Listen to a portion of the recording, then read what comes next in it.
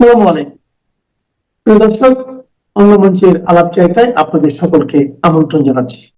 নির্বাচনের তফসিল ঘোষণার পরপরই ওসমান হাদির গুলিবিদ্ধ হওয়ার ঘটনায় টালমাটাল বাংলাদেশের অন্তর্বর্তী সরকার। বিশেষ করে নির্বাচনের আগে দেশের নিরাপত্তা ব্যবস্থায় সরকারের ব্যর্থতা নিয়ে আলোচনা হচ্ছে সবখানে। অন্তর্বর্তী সরকার যখন ঘর সামলাতে হিমশিম খাচ্ছে, ঠিক তখনই আন্তর্জাতিক মহল থেকেও সরকারের জন্য আসছে দুঃসংবাদ। খবরটি হলো বিশ্ব স্বাস্থ্য সংস্থা বা WHO বা হু এর দক্ষিণ পূর্ব এশীয় অঞ্চলের আঞ্চলিক পরিচালক পদে সাইমা ওয়াজেদ পুতুলকে অনির্দিষ্টকালের ছুটি থেকে ফিরিয়ে এনে পুনর্বহলের উদ্যোগ জোরালো হচ্ছে। আর এই উদ্যোগে নেতৃত্ব দিচ্ছে এই অঞ্চলের প্রভাবশালী সদস্য দেশ ভারত। সাইমা ওয়াজেদ পুতুল বাংলাদেশের সাবেক প্রধানমন্ত্রী শেখ হাসিনার মেয়ে। বর্তমানে তিনি মায়ের সাথে দিল্লিতেই আছেন, এমন খবর প্রকাশ করেছে বাংলাদেশের সংবাদ মাধ্যম বাংলা ট্রিবিউন। কূটনৈতিক সূত্রগুলো বলছে, ভারত সহ এই অঞ্চলের বেশ কিছু সদস্য দেশের চাপের মুখে পুতুলকে যে হু এর পদে ফিরিয়ে নিচ্ছে সেটির লক্ষণও দেখা যাচ্ছে। কারণ গত 11 জুলাই বাংলাদেশের অন্তর্বর্তী সরকারের আপত্তির মুখে বিশ্ব স্বাস্থ্য সংস্থা তাদের দক্ষিণ পূর্ব এশীয় অঞ্চলের আঞ্চলিক পরিচালক সাইমা ওয়াজেদ পুতুলকে অনির্দিষ্টকালের জন্য ছুটিতে পাঠিয়েছিল। জুলাইয়ে পুতুলকে ছুটিতে পাঠানোর পর হুয়ের ওয়েবসাইট থেকে দক্ষিণ পূর্ব এশিয়ার আঞ্চলিক পরিচালকের পেজটি সাময়িকভাবে সরিয়ে নেওয়া হয়েছিল। ধারণা করা হয়েছিল হুতে পুতুলের অধ্যায় ওইখানেই বোধহয় শেষ হয়ে গিয়েছিল। কিন্তু ভারত সহ এই অঞ্চলের 10টি দেশের মধ্যে বেশিরভাগ সদস্য রাষ্ট্রের চাপের মুখে আঞ্চলিক পরিচালক হিসেবে পুতুলের পেজটি আবারও সংস্থাটি তাদের ওয়েবসাইটে যুক্ত করতে বাধ্য হয়েছে। বর্তমানে ওই পেজে আবার সাইমা ওয়াজেদের নাম ও ছবি রয়েছে। কূটনৈতিক বিশ্লেষকেরা বলছেন, পুতুলের স্বপদে ফিরে আসলে সেটি হতে পারে বাংলাদেশের অন্তর্বর্তী সরকারের জন্য বড় একটি কূটনৈতিক পরাজয়। আবার পুতুলের বিরুদ্ধে দেশের অভ্যন্তরে দুর্নীতির যেসব অভিযোগ আনা হয়েছে সেগুলো যে আন্তর্জাতিক মহলে গ্রহণযোগ্য হয়নি সেটিও প্রমাণ হতে পারে। বিস্তারিত জানতে চলুন যাওয়া যাক বিশ্লেষণে।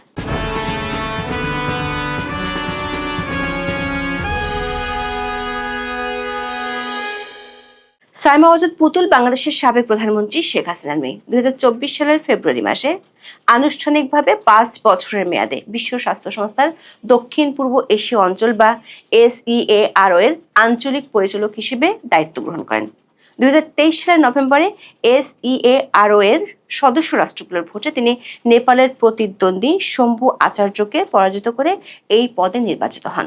10টি ভোটের মধ্যে সাইমা ওয়াজেদ 8টি ভোট পেয়েছিলেন, যেখানে আচার্য পেয়েছিলেন মাত্র 2টি ভোট। হুর আঞ্চলিক পরিচালক হিসেবে পুতুলের মেয়াদ শেষ হওয়ার কথা ছিল 2029 সালের শুরুতে।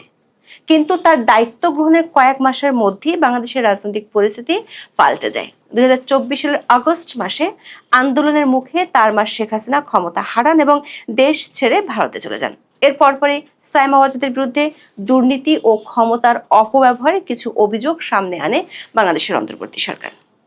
2025 সালের মার্চ মাসে বাংলাদেশের দুর্নীতি দমন কমিশন বা দুদক পুতুলের বিরুদ্ধে জালিয়াতি, ক্ষমতার অপব্যবহার এবং প্রতারণার অভিযোগে 2টি মামলা দায়ের করে। এসব অভিযোগের মূলে ছিল তার হু এর পরিচালক হওয়ার, নির্বাচনী প্রচারণার, শিক্ষাগত যোগ্যতার বিষয়ে মিথ্যা তথ্য দেয় এবং সূচনা ফাউন্ডেশন সম্পর্কিত তহবিলের অপব্যবহার। দুদক অভিযোগ করে পুতুল আঞ্চলিক পরিচালক পদে নিজের যোগ্যতা তুলে ধরার সময় তার শিক্ষাগত রেকর্ড সম্পর্কে মিথ্যা তথ্য দিয়েছিলেন।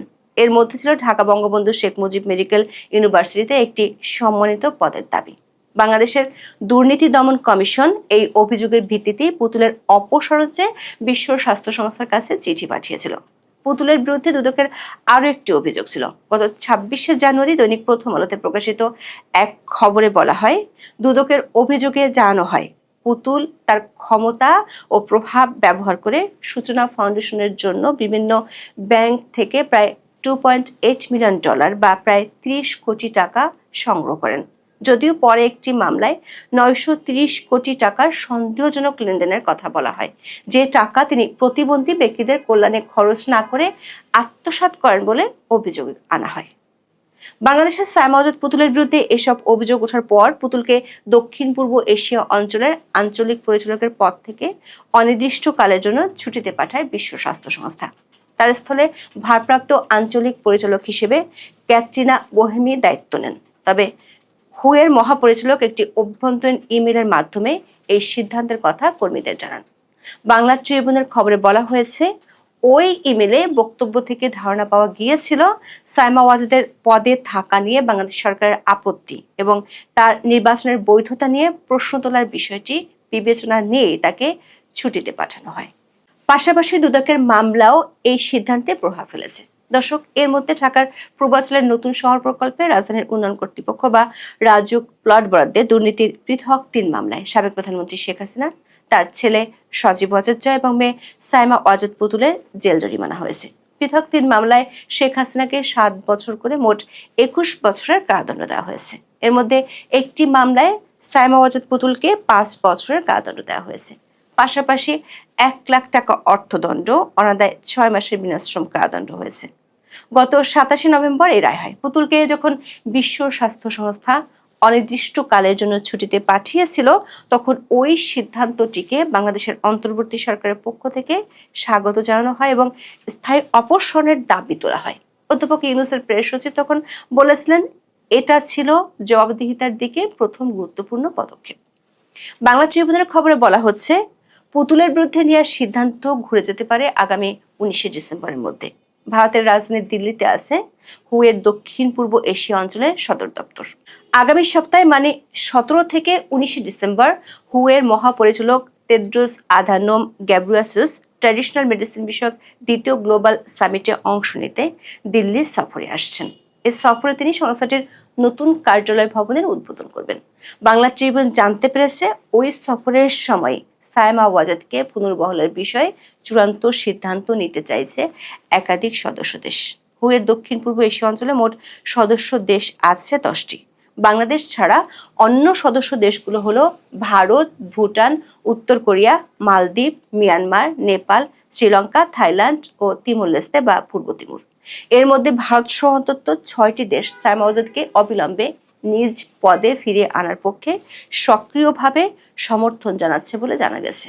বাংলা ট্রিবিউন তাদের দিল্লি প্রতিনিধির বরাত দিয়ে বলছে, সাইমা ওয়াজেদকে দায়িত্বে ফেরাতে ভারত সহ কয়েকটি সদস্য দেশ গত ৩-৪ মাসে মৌখিক ও লিখিতভাবে হুয়ের কর্তৃপক্ষের কাছে দাবি জানিয়েছে। তাদের ভাষ্য, একটি সদস্য দেশ মানে বাংলাদেশের দাবির ভিত্তিতে একজন নির্বাচিত পূর্ণকালীন আঞ্চলিক পরিচালককে ছুটিতে পাঠানো সংস্থার নিয়ম নীতি ও কার্যক্রমের জন্য ক্ষতিকর। পুতুলের বিরুদ্ধে আনা অভিযোগগুলোর সত্যতা যাচাই এবং সেসব অভিযোগের ভিত্তিতে কিভাবে দ্রুত সিদ্ধান্ত নেওয়া হলো সে বিষয়ে প্রশ্ন তুলেছে এসব সদস্য দেশ। দর্শক, এরই মধ্যে হু 2টি সিদ্ধান্ত নিয়েছে যেগুলো পুতুলের পক্ষে গিয়েছে বলে মনে করা হচ্ছে। একটি হলো, পুতুলকে ছুটিতে পাঠানোর পরপরই হু ওয়েবসাইট থেকে দক্ষিণ পূর্ব এশিয়ার আঞ্চলিক পরিচালকের পেজটি সাময়িকভাবে সরিয়ে নেওয়া হয়, কিন্তু পরে সদস্য দেশগুলোর চাপের মুখে তা পুনরায় যুক্ত করা হয়। বর্তমানে সংস্থাটির মেইন ওয়েবসাইটে পুতুলের পেজটি আছে। আরেকটি বিষয় হলো, ছুটিতে পাঠানোর পরও পুতুলকে সংস্থাটি বেতন ও অন্যান্য সব সুযোগ সুবিধা বহাল রেখেছে। তিনি পূর্ণ বেতন, বাড়ি ভাড়া ও চাকরির শর্ত অনুযায়ী অন্যান্য সুবিধা পাচ্ছেন। দায়িত্ব পালন না করেও আঞ্চলিক পরিচালকের সব খরচ বহন করতে হচ্ছে। এই সিদ্ধান্ত জাতিসংঘের একটি সংস্থার জন্য কতটা যুক্তিসঙ্গত তা নিয়েও প্রশ্ন তুলেছে কয়েকটি দেশ। এমন প্রেক্ষাপটে ভারত সহ সমর্থক দেশগুলো চায় ডিসেম্বরে মহাপরিচালকের দিল্লি সফরে সাইমা ওয়াজেদকে ছুটি থেকে ফিরিয়ে এনে পূর্ণ মেয়াদে দায়িত্ব পালনের সুযোগ দেওয়া হোক। বিষয়টি নিয়ে বাংলা ট্রিবিউনের পক্ষ থেকে স্বাস্থ্য মন্ত্রণালয় সহ সরকারের উচ্চ পর্যায়ের কয়েকজন কর্মকর্তার সঙ্গে যোগাযোগ করা হয়েছে। স্বাস্থ্য মন্ত্রণালয়ের এক কর্মকর্তা জানিয়েছেন, হুয়ের পক্ষ থেকে এ বিষয়ে কোনো আনুষ্ঠানিক বার্তা তারা পাননি। তিনি জানান, পুতুলের অপসারণ চেয়ে দুদক একটি চিঠি পাঠিয়েছিল, যা পররাষ্ট্র মন্ত্রণালয়ের মাধ্যমে জেনেভায় বাংলাদেশের স্থায়ী মিশন হয়ে হুতে পাঠানো হয়। তবে এ বিষয়ে পররাষ্ট্র মন্ত্রণালয় থেকে আনুষ্ঠানিক কোনো তথ্য পাওয়া যায়নি বলে জানিয়েছে বাংলা ট্রিবিউন।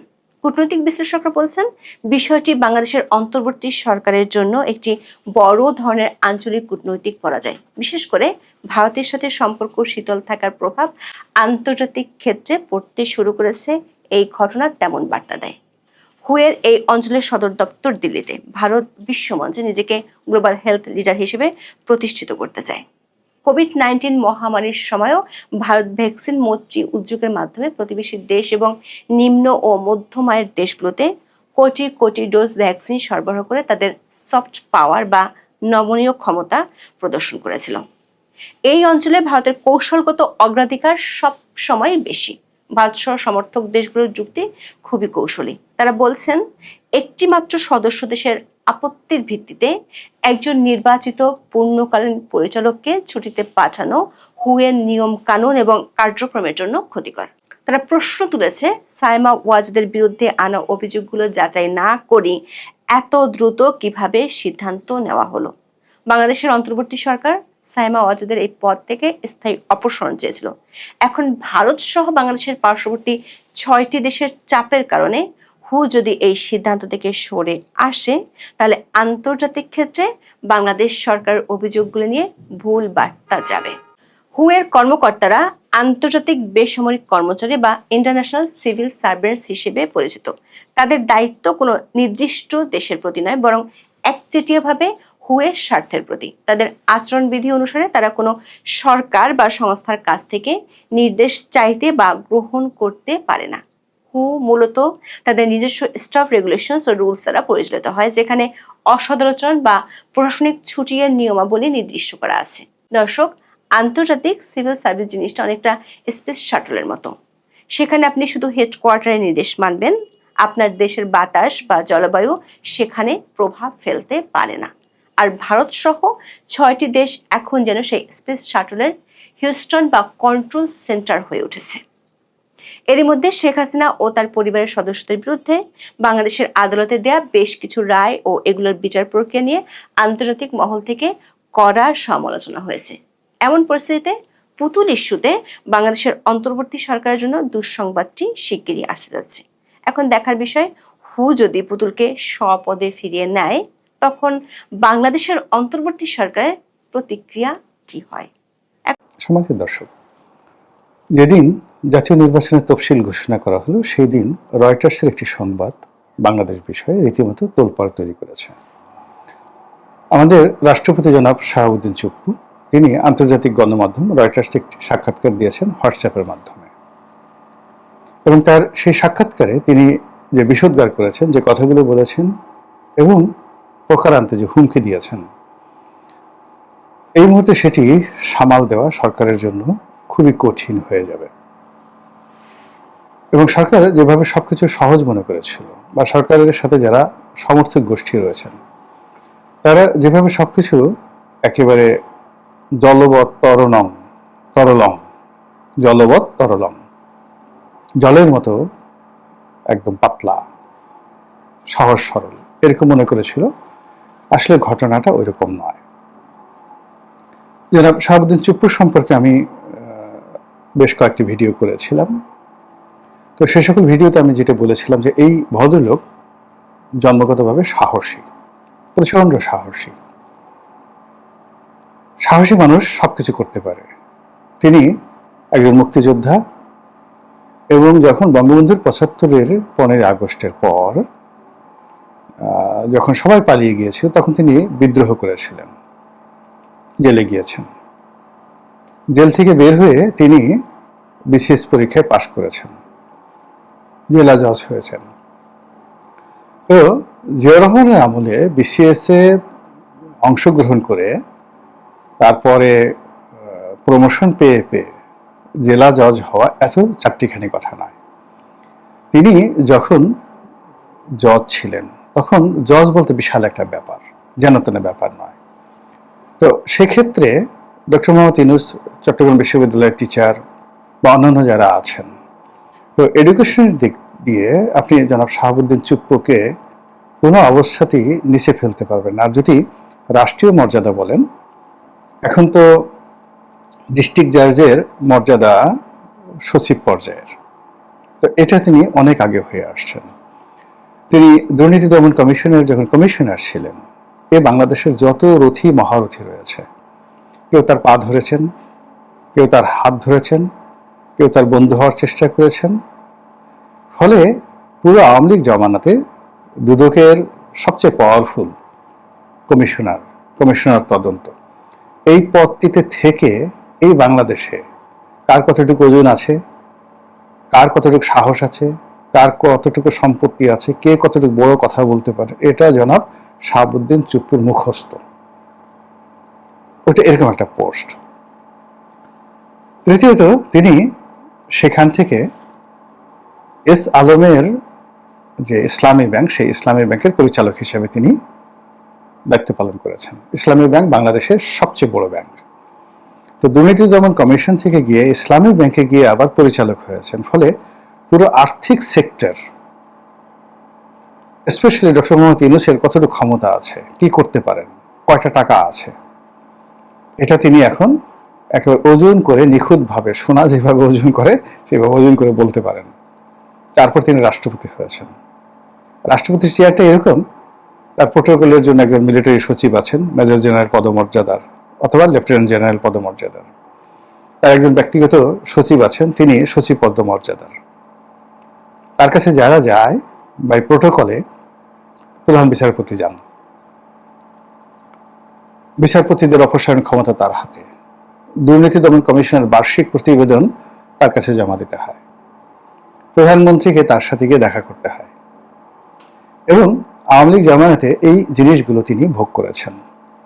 ফলে এই রাষ্ট্রের বড় বড় চেয়ারে বসে, তিনি প্রধানমন্ত্রী নন, কিন্তু প্রধানমন্ত্রী তো তার সামনে গিয়ে বসেছেন, তাকে গার্ড অব অনার দিতে বাধ্য হয়েছেন। আগে তিনি গিয়েছেন, প্রধানমন্ত্রীর পিছনে গিয়েছেন। তো শেখ হাসিনার মতো মানুষ যদি শাহাবুদ্দিন চুপ্পুর সামনে গিয়ে মহামান্য রাষ্ট্রপতি বলতে পারে, সেখানে এখন মানে এই অন্তর্বর্তীকালীন সরকারের প্রধান, আমি আর বললাম না, আপনারা বুঝে নেন বাকিটা। তো সেই অর্থে শাহাবুদ্দিন চুপ্পুর এই কাহিনী বলার অর্থ যে তাকে আপনি যত ইজি মনে করেছেন, যত চুপচাপ মনে করেছেন, আসলে তিনি তত চুপচাপের মানুষ নন। তার নির্বাচন এলাকায় গিয়ে খোঁজ নিয়ে দেখেন, অত্যন্ত জনপ্রিয়। একেবারে ছাত্র বয়স থেকেই মানে মাটি এবং মানুষের রাজনীতি তিনি করে আসছেন। রাস্তায় বসেন এবং মানুষের সাথে বন্ধুত্ব করেন, এবং রাষ্ট্রপতি হওয়ার পরেও তার সেই বন্ধুত্ব তিনি বজায় রেখেছেন। Public oriented, he is a grateful man. তার ব্যক্তিগতভাবে তাকে যত খারাপ বলেন, দুর্নীতিবাজ বলেন, যা কিছু বলেন না কেন, কিন্তু তিনি যে একজন কৃতজ্ঞ মানুষ। কৃতজ্ঞ মানুষ মিন্স তার জন্য যারা যারা করেছে সবার কথা তিনি স্মরণ রাখেন এবং সেই সম্পর্ক তিনি বজায় রাখেন। তো সেই মানুষটিকে আপনি ওজন করতে পারেননি। আপনি যদি প্রথম দিন তাকে বের করে দিতেন, ইট ওয়াজ এ গুড ডিসিশন। কিন্তু তারা সেখানে রেখে অপমান করেছেন, কষ্ট দিয়েছেন, তাকে বারবার ভয় দেখানোর চেষ্টা করেছেন, কিন্তু ভয় পাওয়ার মানুষ না। তিনি ভয় না পেয়ে অপমানিত হয়েছেন। তাকে নির্বিষ করার চেষ্টা করেছে, তার মিডিয়া কেড়ে নেওয়া হয়েছে। কিন্তু তার মিডিয়া কেড়ে নেওয়ার পরেও তিনি কি করে রয়টার্সের সাক্ষাৎকার দিলেন? আর এই যে ৬-৭ মাস যাবৎ সে চুপচাপ থেকে রয়টার্সে একটা সাক্ষাৎকার দিয়ে এখন সারা দুনিয়া তোলপাড় করে ফেলছেন। রয়টার্সের সাক্ষাৎকার বাংলাদেশের সব পত্রিকা ছাপাতে বাধ্য, তারা ছাপিয়েছে, মাসে চাকরি থাকবে না। আর সঙ্গে সঙ্গে আন্তর্জাতিক মিডিয়া, বিবিসি, সিএনএন থেকে শুরু করে বাংলাদেশ সংক্রান্ত যত কিছু আছে সব জায়গায় এই রিপোর্ট চলে গেল। ফলে ডক্টর মোহাম্মদ ইউনূসের সরকার তার প্রেস উইংসকে সরিয়ে এনে গত সেই 7 মাসে তার যতটুকু ক্ষতি করেছেন তার 7,000 গুণ ক্ষতি করে দিলেন ডক্টর মোহাম্মদ ইউনূসকে জাস্ট একটা রয়টারের সাক্ষাৎকার দিয়ে। তো he is not a simple man. এখন এই সময়টিতে এসে তিনি এই রয়টার্সের সাক্ষাৎকার দিয়ে তিনি বললেন যে আমি অপমান বোধ করেছি, আমি চলে যেতে চাই, আমার দায়িত্ব এবং কর্তব্য আছে, এই জন্য ইলেকশনটি পর্যন্ত আমি অপেক্ষা করব, এরপর আমি চলে যাব, এটা আমার ভালো লাগছে না। এরপর তিনি যে জিনিসগুলো বলেছেন সেটা হলো সরাসরি ডক্টর মোহাম্মদ ইউনূসকে আক্রমণ করেছেন, নজিরবিহীন। বলেছেন যে তার ব্যবহারে বা এই সরকারের ব্যবহারে তিনি ভীষণ রকম অসন্তুষ্ট, তার যে প্রাপ্য সম্মান মর্যাদা তিনি পাননি, তার অধিকার হরণ করা হয়েছে, এবং তিনি তার দপ্তর থেকে চিঠি দিয়েছেন, সেই চিঠির উত্তর এই সরকার দেয়নি। আর তার কাছে যে সকল চিঠিপত্র এসেছে সেই চিঠিও তার কাছে হস্তান্তর করা হয়নি। তার অনেকগুলো বিদেশ সফর ছিল, যেটি রাষ্ট্রীয় প্রোটোকলে বিদেশ থেকে এসেছিল। বিভিন্ন সংস্থা, রাষ্ট্র তাকে সেখানে নিমন্ত্রণ বা আমন্ত্রণ জানিয়েছিল। এই খবরগুলো পর্যন্ত তার কাছে পৌঁছানো হয়নি। রাষ্ট্রীয় যে সকল প্রোটোকল আছে সে সকল প্রোটোকলে তার যেখানে যাওয়া দরকার সেখানে তাকে যেতে দেওয়া হয়নি। যেমন ধরুন, সেনাবাহিনীর রাষ্ট্রপতির কুচকাওয়াজ হয়, নামটা হলো রাষ্ট্রপতির কুচকাওয়াজ, কিন্তু রাষ্ট্রপতি নেই। কেন এরকম হলো? এই জিনিসগুলো নিয়ে তিনি প্রশ্ন করেছেন। ঠিক এমন একটা সময়টিতে যখন সবকিছুই একটা বেহেশত দোজখের মাঝামাঝি জায়গাতে আছে। তিনি যে কয়বারই কথা বলেছেন সবগুলো কথা কিন্তু আগামীর জন্য গিলোটিন হয়ে আছে। আমি আবার বলছি, তিনি কিন্তু সাধারণ মানুষ নন। তার মেধা, তার যোগ্যতা অন অ্যাভারেজের চেয়ে বেশি। তিনি বলেছেন একবার, ক্ষুদ্র একটা ব্যাপার, মানব জমিনের মতিউর রহমান চৌধুরীকে চা খাওয়ার জন্য দাওয়াত দিয়েছেন। কথা প্রসঙ্গে একেবারে ভালো মানুষের মধ্যে জাস্ট একটা গুপ্ত তথ্য দিয়েছেন, যেটা একটা সাংবাদিক কখনো গোপন রাখতে পারে না। তিনি জানেন এটা। কি বলেছেন তিনি? তিনি বলেছেন যে শেখ হাসিনা যে পদত্যাগ করেছেন, আমার কাছে তো কোনো পেপার নেই, কোনো পেপার আসেনি। বোঝার চেষ্টা করেন। তা আমার কাছে কোনো পেপার আসেনি, ফাইলে নাই, তাহলে শেখ হাসিনা পদত্যাগ করলো কার কাছে, কোথায়? এই গেল এক। ফলে এখন শেখ হাসিনা পদত্যাগ করেছেন, আগে যেটা আওয়ামী লীগ বলতো প্রধানমন্ত্রী নাই, আছে, মানে একটা জটিল, ওই যে একটা বক্তব্য দিয়ে যে জটিল অবস্থা তিনি তৈরি করে ফেলেছেন, সেই জটিল অবস্থা মানে আগামীতে কোর্ট কাছারিতে সেটেল হবে, এটি লিখে রাখেন। মানে ভবিষ্যতের যারা মানে মানে গিলোটিন তো আপনারা জানেন, একটা গিলোটিন মার্কা তিনি চাল দিয়ে রেখেছেন এবং বক্তব্য দিয়ে রেখেছেন। বেশি কথা বলার দরকার নাই তো, আমাদের মতো সারাদিন বকর বকর করার দরকার নেই, একটা বললেই হয়ে গেল। এরপর তিনি আরেকটি কর্ম করেছেন, সেটি হলো যখন সরকার গঠন নিয়ে আলাপ আলোচনা হচ্ছিল, সরকার কিভাবে হবে ইত্যাদি ইত্যাদি সবকিছু, সবাই দিশেহারা। এবং ওই মুহূর্তে যারা এটা নিয়ে দৌড়াদৌড়ি করছিল তাদের কিন্তু আসলে প্র্যাকটিসিং ল, সংবিধান এবং রাষ্ট্র সম্পর্কে খুব ভালো অভিজ্ঞতা ছিল না, কারোরই নাই, এখনো পর্যন্ত নাই। ঠিক সেই জায়গাতে তিনি খেলে দিয়েছেন। বুদ্ধি এমন একটা জিনিস, মানে আপনার যদি বুদ্ধি থাকে তাহলে আপনি যে কোনো বেকুব সম্রাট, দুনিয়ার সম্রাট, তাকে দিয়ে আপনার জুতা পলিশ করাতে পারবেন। আপনার যদি কৌশল জানা থাকে, অভিজ্ঞতা থাকে, বুদ্ধি থাকে, সাহস থাকে, আপনি পৃথিবীর সবচেয়ে পাওয়ারফুল একটা লোককে মুহূর্তের মধ্যে আপনি ফাঁসিতে লটকে দিতে পারবেন। তো ওই সময় যখন দিশেহারা জাতি, তখন হি ইজ দ্য ম্যান। সবাইকে বুদ্ধি দিল যে আপনারা সুপ্রিম কোর্টে রেফারেন্স চান 106 অনুচ্ছেদ অনুযায়ী। সবাই বলল হাই হাই, এসে তার ভালো কোনো বুদ্ধি নাই। সবাই বলল মহামান্য রাষ্ট্রপতি আপনি সেটা করেন। এই 106 অনুচ্ছেদে সেই সুপ্রিম কোর্টে রেফারেন্স চাওয়া হইল এবং সেটি করার জন্য তড়ি ঘড়ি করে, মানে রাষ্ট্র গঠনের আগে, সরকার গঠনের আগে অ্যাটর্নি জেনারেল নিয়োগ দেওয়া হলো এবং এমন একজনকে অ্যাটর্নি জেনারেল নিয়োগ দেওয়া হলো একেবারেই তরুণ। এই অ্যাটর্নি জেনারেল অফিস, তারপরে মানে তিনি নির্বাচন করবেন ভালো লয়ার, আমার খুব মানে কাছের মানুষ, কিন্তু এই রাষ্ট্রীয় যে কূটচালগুলো রয়েছে, বিচারিক যে কূটচালগুলো রয়েছে, ওটা এখন তিনি যেভাবে বুঝেন ওই সময়টাতে তিনি বুঝে উঠতে পারেননি। ফলে কি হলো, 106 অনুচ্ছেদ অনুযায়ী একটা রায় চলে গেল, সে অনুযায়ী সরকার গঠিত হলো। এখন লোকজন প্রশ্ন করছে, ভালো কথা, 106 অনুচ্ছেদ অনুযায়ী যে রায়টা হলো সেই রায়ের রেকর্ড সুপ্রিম কোর্টে থাকবে। সুপ্রিম কোর্ট তো বেসিক্যালি কোর্ট অফ রেকর্ড, তো সেখানে তো সবকিছু সংরক্ষিত থাকবে। কোথায় রেকর্ড? প্রধান বিচারপতি তখন যিনি ছিলেন তিনি তো ক্যান্টনমেন্টে বন্দী ছিলেন বা ক্যান্টনমেন্টে পালিয়েছিলেন, ক্যান্টনমেন্টের জিম্মায় ছিলেন। আরো একজন বিচারপতি তিনিও সেখানে ছিলেন। তো এরকম একটা রেফারেন্স দেওয়ার জন্য একটা ফুল কোর্ট, অ্যাপিলেট ডিভিশনের ফুল কোর্ট একটা বিচারপতিদের বৈঠক দরকার। সেই বৈঠকটা কবে হয়েছে? আর সেই বৈঠকে বিচারকদের স্বাক্ষর কোথায়, এবং সেটা সুপ্রিম কোর্টের কোন ফাইলে আছে? নাই। বোঝার চেষ্টা করেন। 106 অনুচ্ছেদের এই সরকার গঠন নিয়ে আগামীতে যখন আলোচনা হবে, চুপ্পু সাহেব কি খেলাটা খেলে দিয়েছেন বোঝার চেষ্টা করুন। তো সেই 106 অনুচ্ছেদ নিয়ে জনাব চুপ্পু সাহেবের খেলা, শেখ হাসিনার পদত্যাগ নিয়ে তার খেলা, এবং সর্বশেষ এই রয়টার্সে তার সাক্ষাৎকার, এই 3টি খেলা, গেম ইজ ওভার।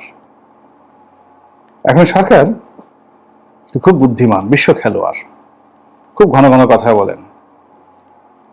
এখন এই খেলাগুলো বর্তমানে কিভাবে সামাল দেন, আগামীতে কিভাবে সামাল দিবেন, এবং যারা আছেন তারা কিভাবে সামাল দেবেন, যারা আসবেন তারা কিভাবে সামাল দেবেন, সেটাই দেখার বিষয়। খেলা কিন্তু জমে ক্ষীর হয়ে গেছে। আসসালামু আলাইকুম ওয়া রাহমাতুল্লাহি ওয়া বারাকাতুহু।